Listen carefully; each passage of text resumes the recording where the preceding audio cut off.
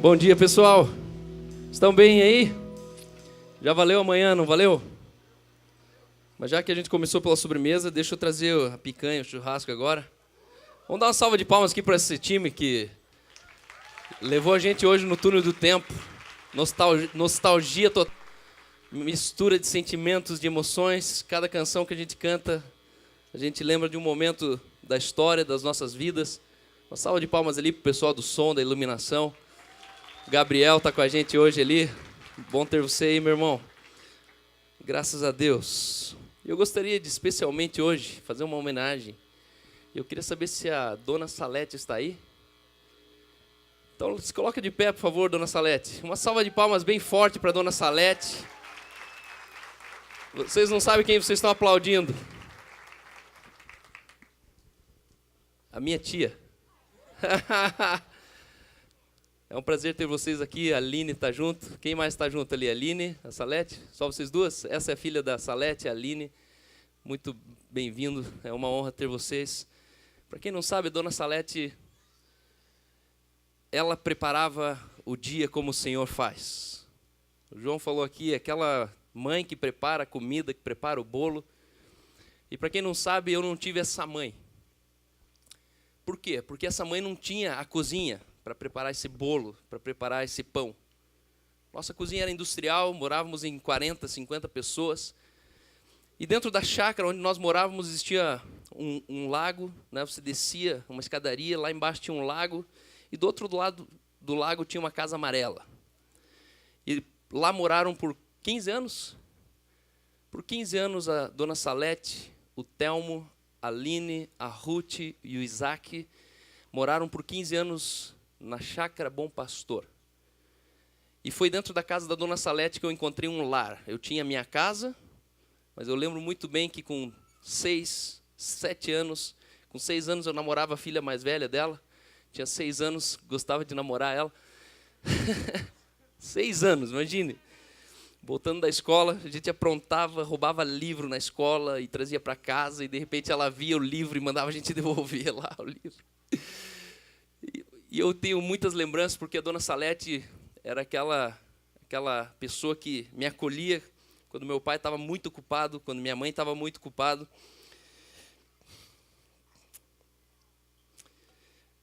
E lá, eu lembro que eu chegava da escola, colocava minha bolsa em algum lugar e corria para baixo do lago, chegava na casa dela, já tinha um almoço. Eu sempre lembro que depois do almoço eu deitava no sofá da casa dela, e ela já estava fazendo um pão caseiro, e 4 horas da tarde por ali, né, óbvio que a gente tinha que limpar o quintal em volta, tinha que cortar a grama, fazer algumas coisas assim, ajudando junto. Mas ali eu aprendi a ser gente na casa da Dona Salete. Ali eu aprendi a lavar uma louça, ali eu aprendi a fazer um pão, a fazer um bolo. Ela fez muitos bolos junto comigo. E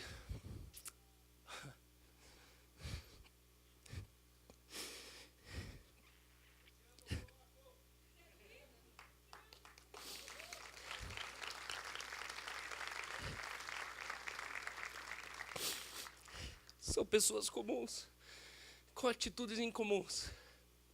E hoje, Dona Salete, nós vivemos dias de alegria, de glória, de prestígio e plenitude de uma geração inteira que foi fruto de algumas tardes que a senhora colocou na minha vida. A senhora orava comigo, a senhora lia a Bíblia comigo, e a senhora se orgulhava de mim, isso eu lembro muito bem. Desde sempre ela falou palavras de afirmação na minha vida, sempre, sempre, sempre. No fundo, os meus pais estavam ajudando eles, por ser uma família que estavam passando algumas dificuldades.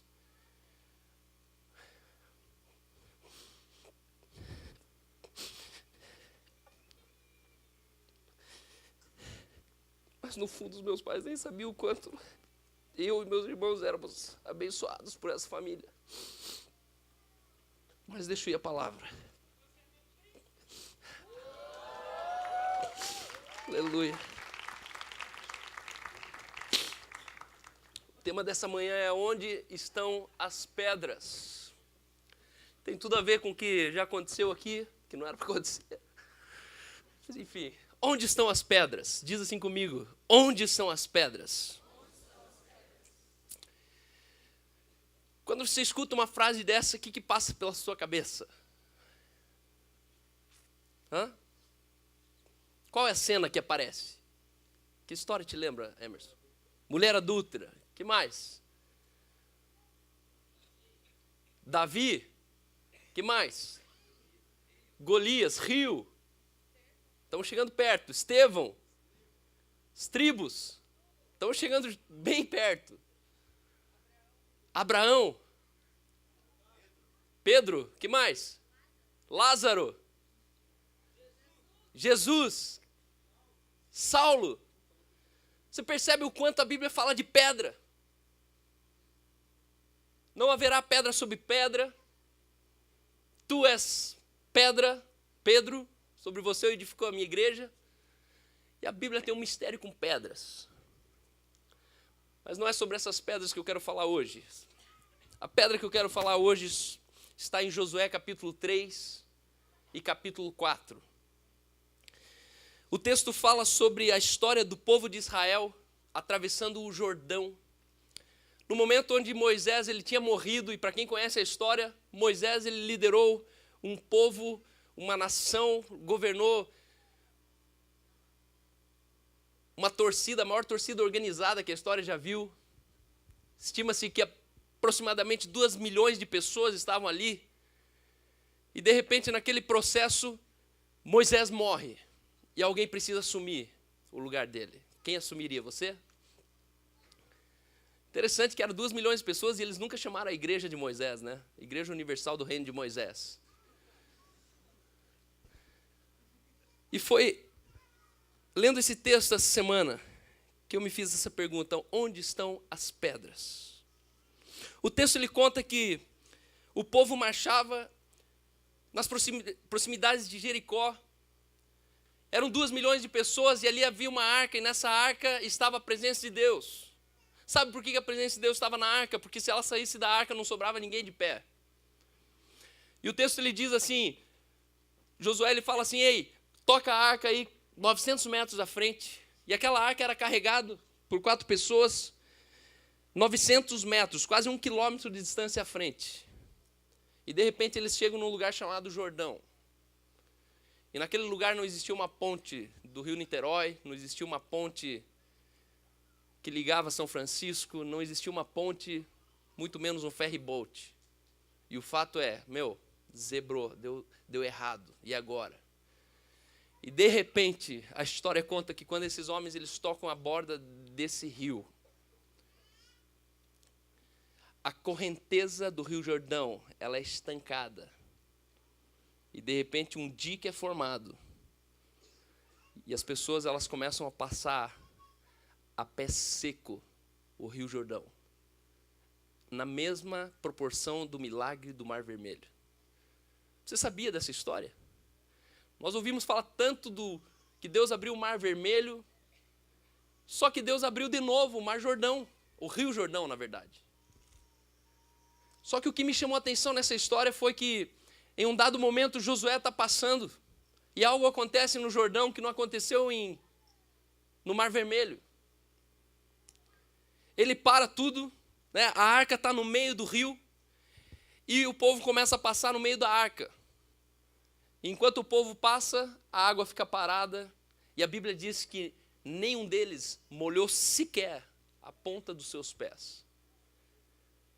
Você abrir o mar, tudo bem, agora você também secar o caminho para o pessoal passar é sacanagem.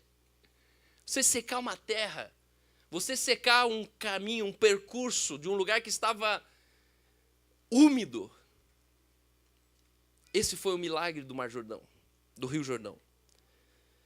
E a partir dali, Josué ele diz assim, na verdade Deus diz para Josué, procura, levanta entre vocês homens.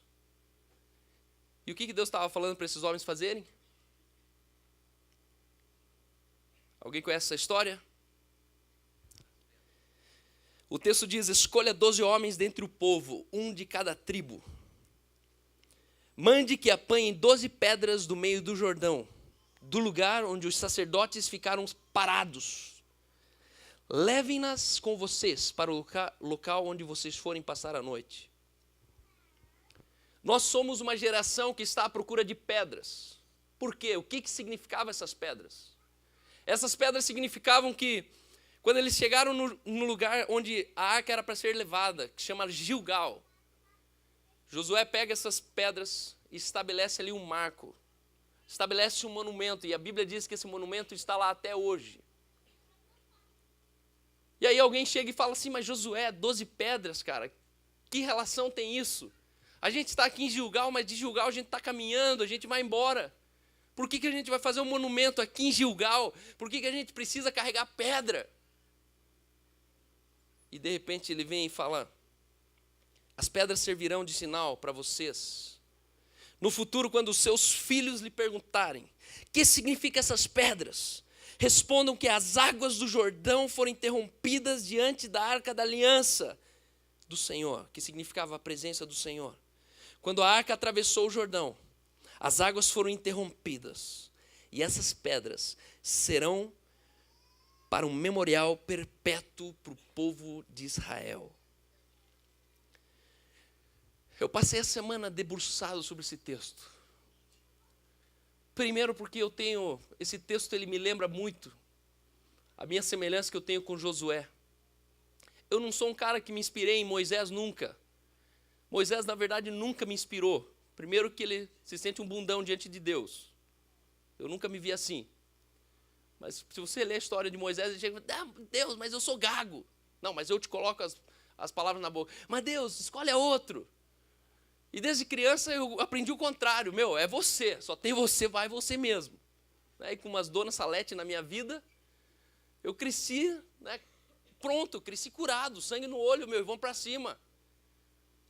Só que de repente vem Josué, e Josué ele caminha todo o percurso com Moisés até que ele sepulta Moisés. E de repente ele assume uma frente. E quando ele assume essa frente, quem resiste a ele? O povo.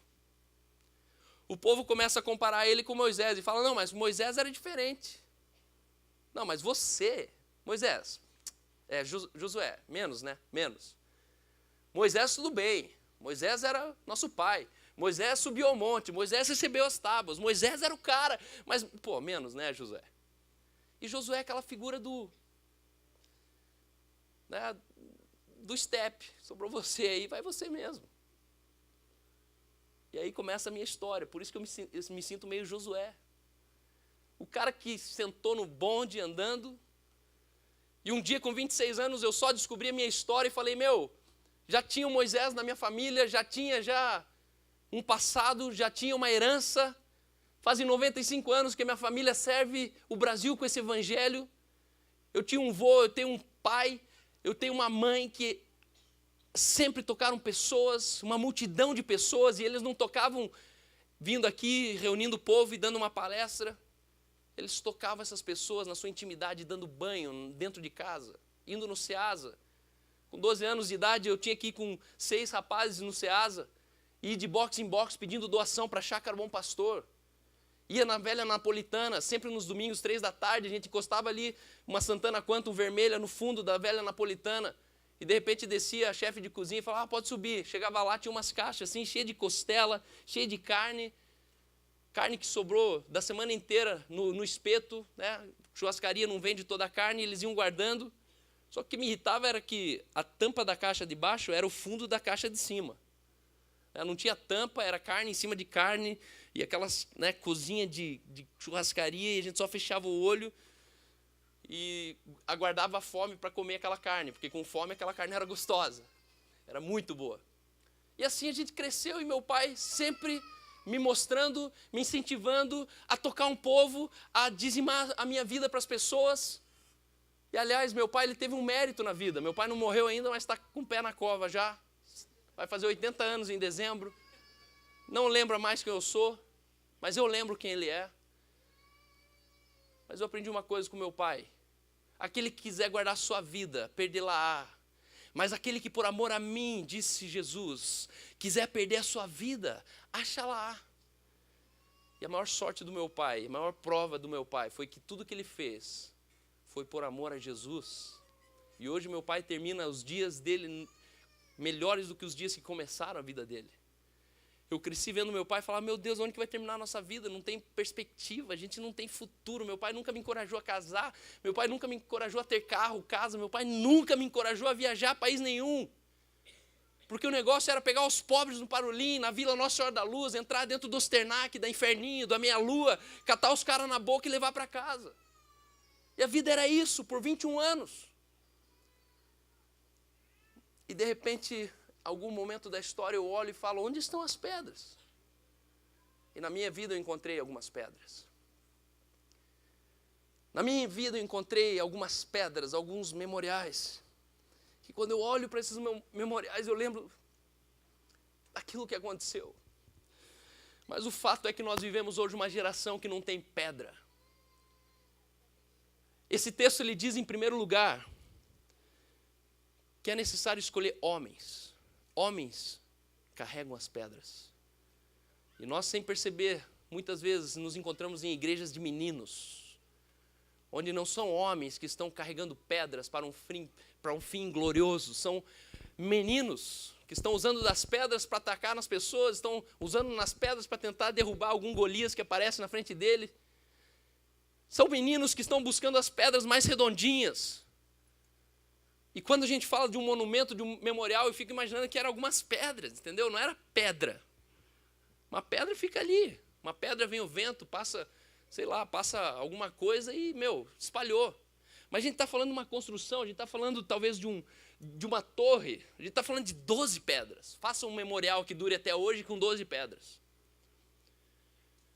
E Deus está procurando hoje na sua igreja homens que peguem as pedras. Em segundo lugar, Deus está procurando pessoas disponíveis a se curvarem e carregarem por um período pedras.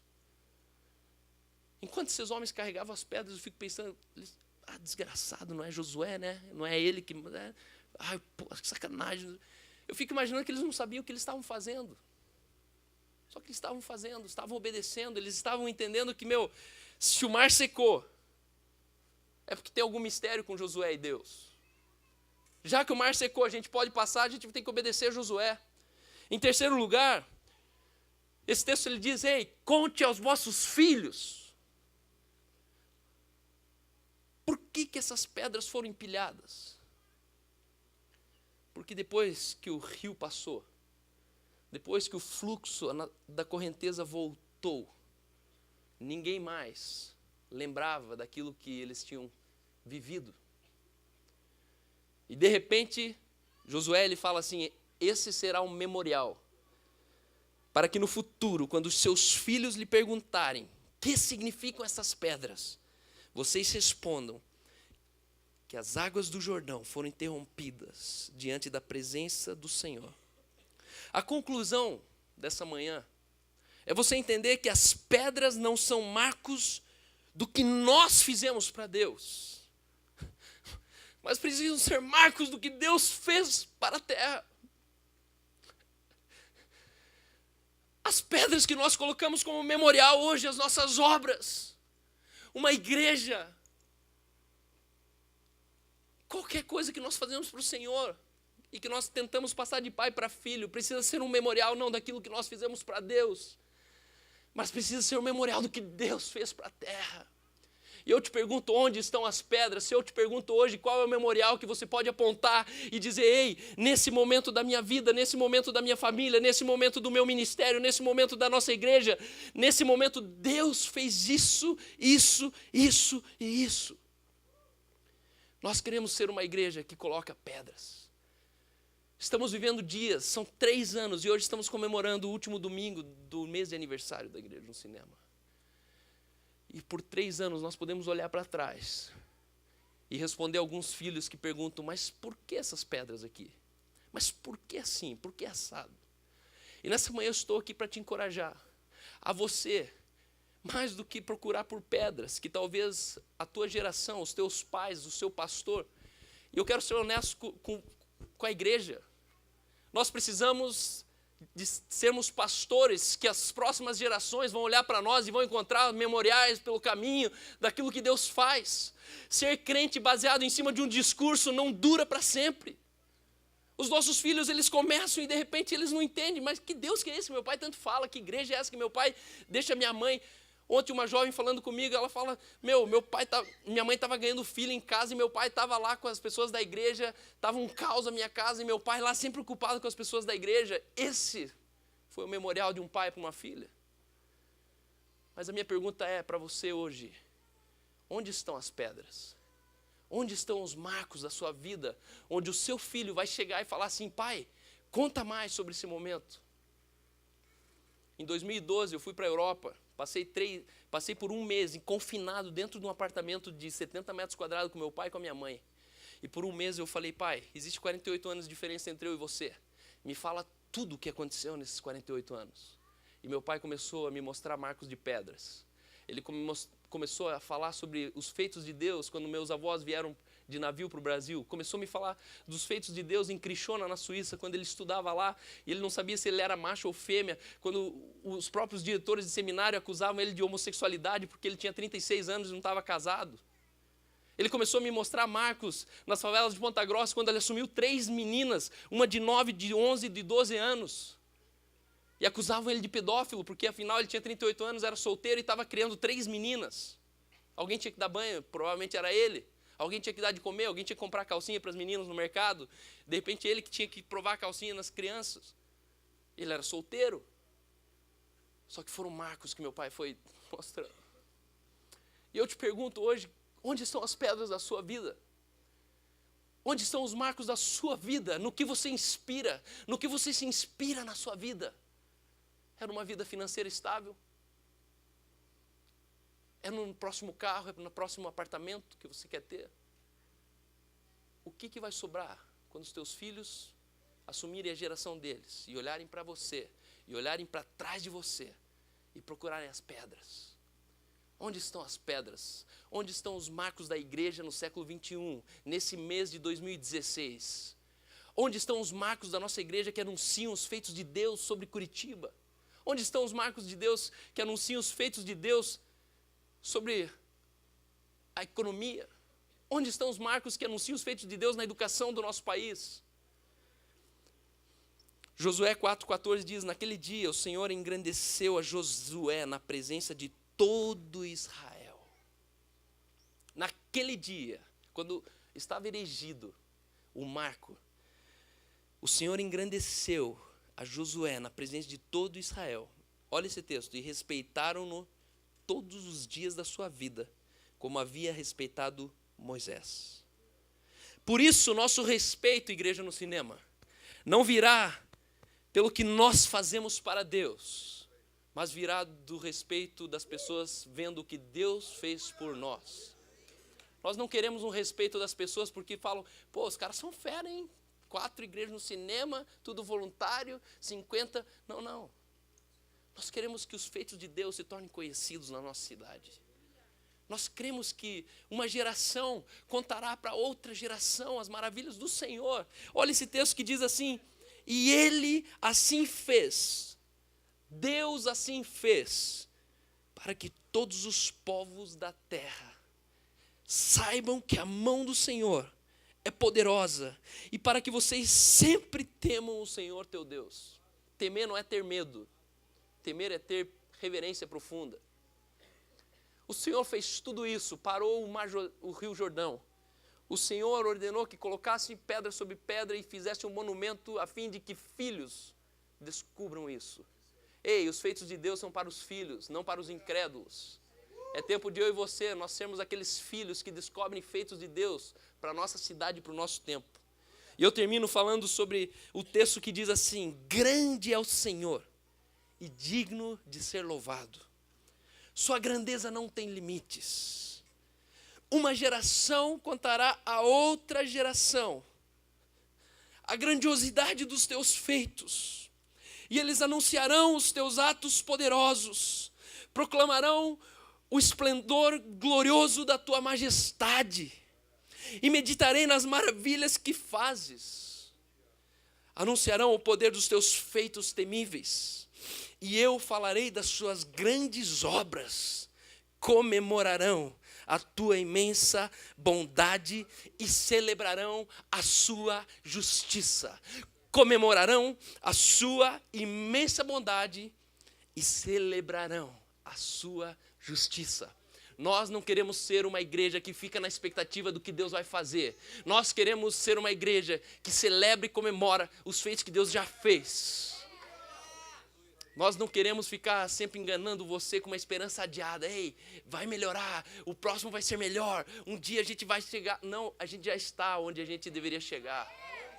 Nós já somos aquilo que o Vinícius falou, nós já somos quem Deus diz que nós somos.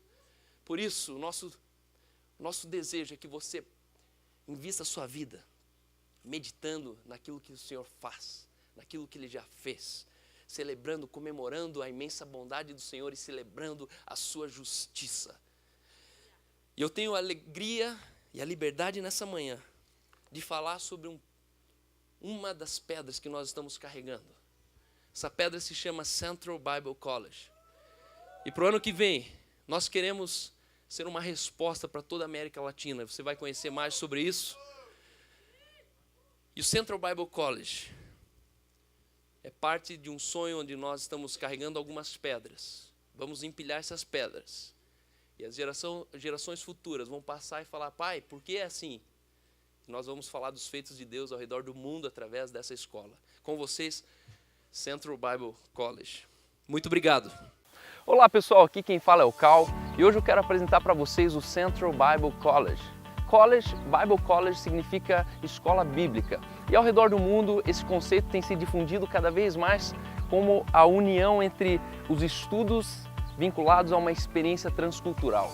E é justamente isso que nós desejamos, sonhamos para esse campus e hoje nós queremos ser uma resposta para toda a América Latina. O Central Bible College é uma proposta para um aluno passar um ano, na verdade exatamente 8 meses dentro do nosso campus, ajustando as suas velas e determinando o seu destino. Essa escola é uma escola interdenominacional e uma escola internacional. A nossa ênfase será no inglês, teremos aulas regulares de inglês e vamos ter muitas matérias interessantes como liderança e empreendedorismo, mídia criativa, música e produção musical e futebol americano. Então, com vocês, eu apresento para vocês Central Bible College.